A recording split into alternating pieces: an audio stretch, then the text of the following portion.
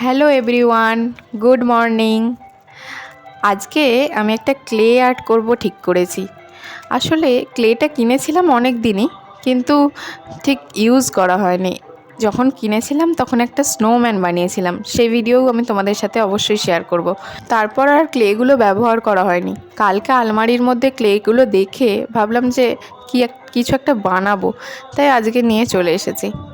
আসলে ক্লে দিয়ে কি বানাবো সেইটা ঠিক ডিসাইড করে উঠতে পারিনি, তাই যাই হোক একটা কিছু বানালাম। জানো তো, আমাদের জীবনের যেগুলো ইচ্ছে বা শখ, সেগুলো মেটানোর জন্য আলাদা করে কোনো সময় লাগে না। যখন যেমন পরিস্থিতি হোক না কেন, আমরা সেই পরিস্থিতিতেই একটু অল্প সুযোগ পেলেই আমরা এই ইচ্ছেগুলোকে পূরণ করে নিতে পারি।